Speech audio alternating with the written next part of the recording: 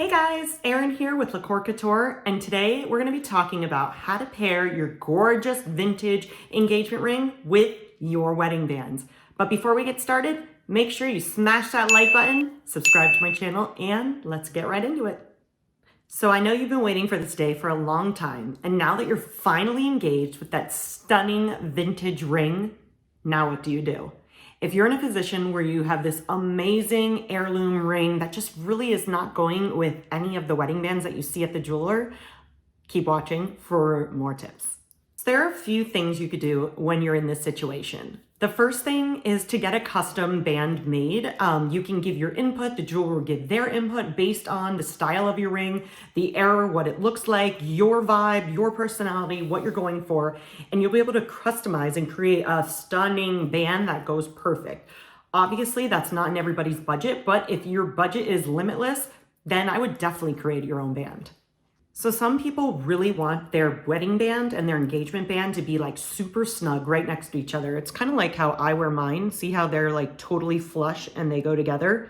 But there's other people who really want like a funkier look. And honestly, I personally love that. I love when it's a vintage ring and then you see this really chunky but very cool diamond modern band. And you see like a little tiny gap where it's more like this. Hold on, let me just position this so you know what I mean.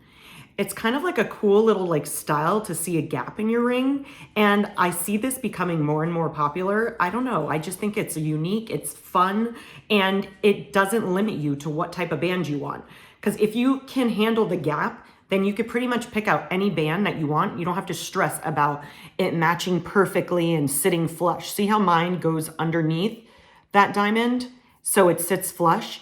I really think that this is like a totally new trend, is having that gap, and it just gives you so many more options. So I would look into this little gap style if you like that. There are also wedding bands that go with vintage pieces that kind of look like this, that have like a really cute little like dip in it. And so this way, if it doesn't sit flush, it will kind of like peak like this and it will wrap around your ring. That's also a really great way to pair your vintage ring. Engagement rings come in all different shapes and sizes, and with diamonds, I don't discriminate. But here are a few different classic pieces and styles for your wedding ring. We have the halo, which is what I have, and you can see it has those little tiny pave diamonds all the way around your stone. There's also a solitaire diamond, which looks like this, and it does not have any little diamonds all the way around. It's just literally one solid diamond. Which is classic, timeless, and gorgeous. You also want to consider the profile of your ring. Now, this may sound kind of crazy, but like, your profile of your face depends on what type of jewelry you pick out or, what type of style you're going with. But if you look, engagement rings actually have a profile. See that? And you want to check to see if it's flush, to see if it is standing up, and that will kind of help you determine what type of band to get as well. So you want to kind of get the whole picture. You want to see what style ring you have, the era of the vintage ring, its profile. All of that is going to really help you make the best decision for what is your personality and your unique style for your gorgeous wedding band. Another really common question with new brides is, do I get my engagement ring soldered to my band? Meaning, do I have those two rings soldered together forever, or do I leave them?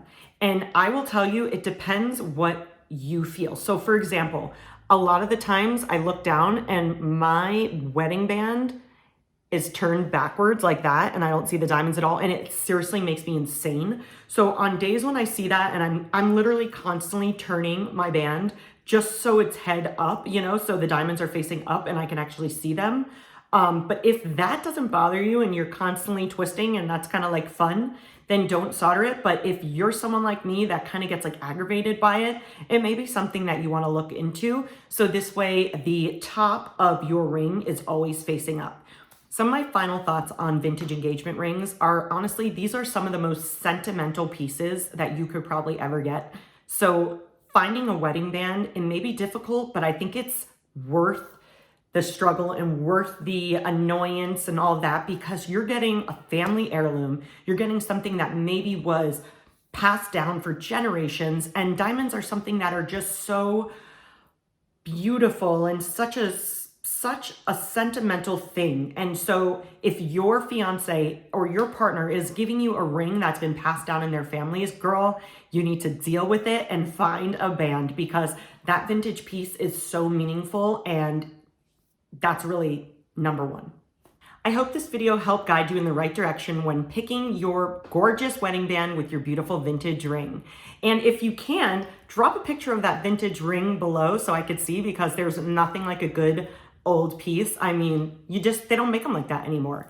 So if you want to check out my jewelry and other videos, make sure you check out the links in the descriptions below. And if you want to keep learning about all things jewelry, fashion, style, LaCkore Couture, make sure you click one of the videos above me, and I'll see you guys in the next video. Bye!